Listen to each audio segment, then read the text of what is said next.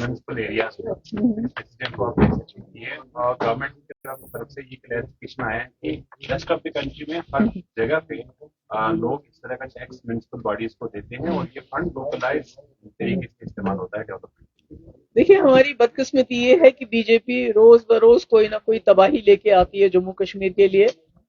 और हमारा जो हमारा हिफाजत के तौर से हमारी जो स्पेशल पोजीशन थी 300, जिसकी वजह से हमारे रियासत बाकी रियासतों के मुकाबले में यहाँ गुर्बत कम थी, तबाही की तरफ जा रहा है।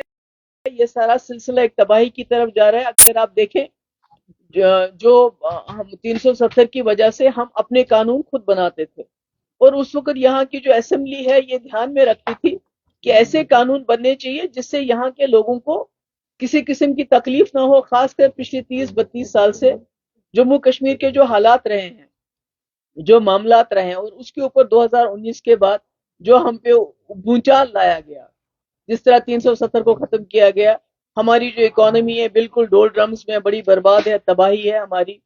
मुझे मौका मिला जम्मू में रुगनाथ बाजार जाने का। मैंने देखा जो रुगनाथ बाजार में पांव धरने की जगह नहीं होती थी, दुकानदार के पास आंख फेरने की जगह नहीं होती थी, इतना वहां रश होता था लोगों का। वहां बिल्कुल सुनसान पड़ा हुआ है। वही हाल हमारे कश्मीर का है। अब मुझे बताइए, श्रीनगर हो या जम्मू शहर हो या कोई भी टाउन हो, कस्बा हो, शहर हो, एक एक घर में 4-4 फैमिलीज रहती हैं। जो ये लोगों की कमर तोड़ना चाहते हैं। अभी देखिए कि जो आपके जो हमारे पास तो प्राइवेट सेक्टर यहाँ है ही नहीं। हमारे यहाँ तो ना कारखाने हैं ना फैक्ट्रियां हैं। जम्मू में थोड़ा बहुत जो इंडस्ट्रियलाइजेशन हुआ था वो भी बंद हो रहा है, क्योंकि वहां जो बैंक्स ने लोन दिया है लोगों को, और कारोबार ना होने की वजह से उनको भी एनपीए कर रहे हैं। जबकि बाहर के जो लोग हैं उनको हजारों करोड़ रुपए लोन दिया गया है, उनका कोई मॉर्गेज नहीं है। और यहाँ कश्मीर में, जम्मू में जितने भी मॉर्गेज जिन्होंने भी रखे हैं, उनको टाइम देने के बजाय उनको कहते हैं कि हम आपका जो है कुर्क करेंगे, आपकी प्रॉपर्टी हम सीज कर लेंगे। तो ऐसे माहौल में ये जो सारा मकसद जो है बीजेपी का है वो ये है कि हमारी मैशत को तबाह करना, बर्बाद करना। और उसी की कड़ी ये जो प्रॉपर्टी टैक्स है उसी की कड़ी है। मुझे बताइए, श्रीनगर का दुकानदार है, उसका तो माल ही नहीं उठ रहा है, उसको उसकी तो तबाही हो गई है।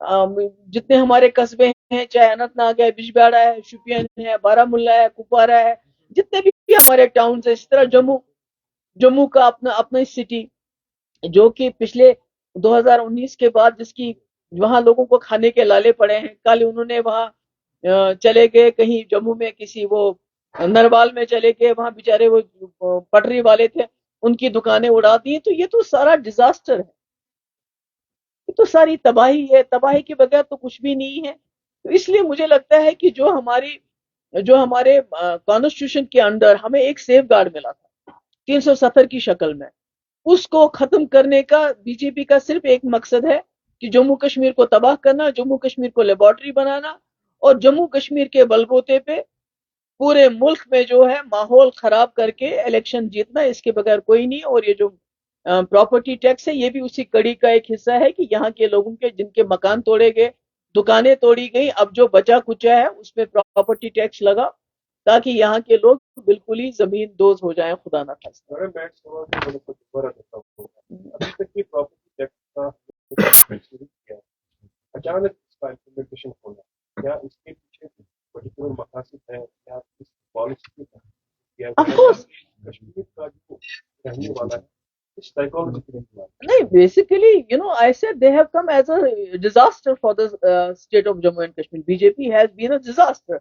पहले वो भूचाल आता है, फिर सैलाब आता है, फिर कुछ और आता है। इसी तरह ये जो रोज नए नए फरमान लेके आते हैं, चाहे वो हमारी नौकरियों को लेके हो, हमारे जॉब्स को लेके, एंटी एनक्रोचमेंट ड्राइव को लेके जिसमें हमारे घर उड़ा दिए गए, अब ये आ गए हैं प्रॉपर्टी टैक्स। मुझे बताइए, जम्मू का वो दुकानदार रुगनाथ बाजार का जो पिछले 3 साल से मर रहा है, जिसको जिसको खरीदारी नहीं हो रही है। श्रीनगर की बात कर लीजिए, दूसरे टाउन्स की बात कर लीजिए, जहां एक एक घर में 4-4 फैमिलीज यहाँ रहती हैं। वो कहां से लाएंगे? उनके पास बिजली फीस देने के लिए पैसा नहीं। तो ये असल में मकसद ये है कि जम्मू कश्मीर के लोगों को इतना गरीब करो कि वो किसी चीज की डिमांड ही नहीं करे। आप पूरे मुल्क में देखिए, 80 करोड़ लोगों को फ्री राशन मिलता है। न वो नौकरी मांगते हैं, न वो सस्ता पेट्रोल मांगते हैं, न वो सस्ती गैस मांगते हैं। وہ انتظار کرتے ہیں کس وقت ہمیں 5 کلو چاول ملے گا مفت، ہم اپنے بچوں کو کھانا کھلائیں۔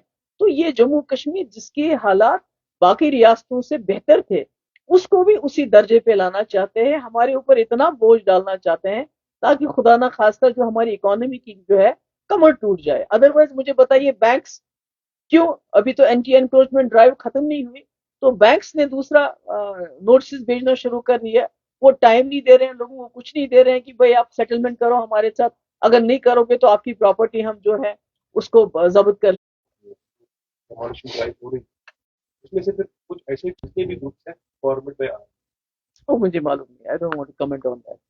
انویسٹمنٹ کو لے کر گورنمنٹ کلیم کر رہی ہے کہ لیڈنگ اسکل مینوفیکچرنگ گروپ جو ہے جی ایس ڈبلیو وہ پلوامہ آیا، انہوں نے اپنا پلانٹ سیٹ اپ کیا ہے، اور اس طرح سے جموں کشمیر میں جو انویسٹمنٹ کی بات ہو رہی تھی وہ آنا شروع ہو گیا ہے ان ڈیولپمنٹ۔ نہیں، ابھی تک تو میں کہتی ہوں ہزاروں کنال زمین ہماری سو کال انویسٹ، ابھی تو ہم نے کچھ دیکھا نہیں، ابھی تو سگنیچرز ہو رہے ہیں، ایم او یو سائن ہو رہے ہیں، ابھی تک تو پریکٹیکلی کچھ ہوا نہیں۔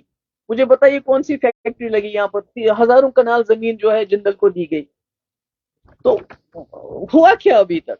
کتنے لوگوں کو روزگار ملا؟ کون سی فیکٹری لگی؟ کچھ بھی نہیں، مگر مونگ پھلیوں کے دام۔ اگر یہاں کے جو انٹرپرینورز ہمارے یہاں کے بزنس مین ہیں ان کو یہ پریورٹی نہیں دی جاتی، ان کو یہ ترجیح نہیں دی جا رہی ہے زمین میں، بلکہ باہر کے لوگوں کو دی جا رہی ہے، تاکہ کسی طریقے سے جو جموں کشمیر کی زمین ہے، چاہے وہ جموں میں کٹھوا ہو، چاہے کشمیر میں پلوامہ ہو، یہ باہر کے لوگوں کے ہاتھوں دی جائے، اور کوئی مقصد نہیں ہے اس کا۔ میڈم G20 کی پریپریشن کافی عروج پہ ہے۔ آج میرے خیال میں ہم جس بات پہ جس مدعے پہ بات کر رہے ہیں آج اسی پہ آرگومنٹ جو یہ دے رہے ہیں اپنے طریقے سے گورنمنٹ دے رہی ہے وہ یہ ہے کہ ریئل بینگس کو انڈیپینڈنٹ بنانا ہے اکنامکلی، یہ اس کی بات پہلے بھی ہوئی۔ At what cost? کیا جموں کشمیر کے لوگ اس سچویشن میں ہیں کہ وہ ٹیکس دے سکیں اس وقت؟ ان کی جو 30-32 سال سے تباہی، اس کے بعد 2019 کے بعد ہڑتالیں، اس کے بعد کووڈ، اس کے بعد دربار منہ بند کرنا جموں میں، جموں کی حالت دیکھیے، ویلی کی حالت دیکھیے کیا، اور اس کے بعد ہارٹیکلچر جو ہمارا بیک بون تھا اس کو اس سال جان بوجھ کے ہمارے ٹرکس 1.5 مہینہ روکے گئے تاکہ اڈانی کا بزنس چلتا رہے۔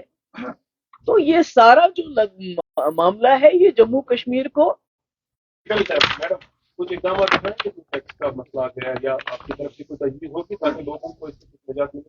نہیں، دیکھیے اس میں تو جب تک آپ آواز نہیں اٹھائیں گے، جب تک آپ باہر نہیں آتے ہیں، جب تک کوئی بات نہیں کرتے ہیں، جیسے آپ نے اینٹی انکروچمنٹ ڈرائیو میں، جس سے یہاں کے لوگوں کے اوپر اور بوجھ پڑے۔ Thank you so much, thank you so much. Political آپ کو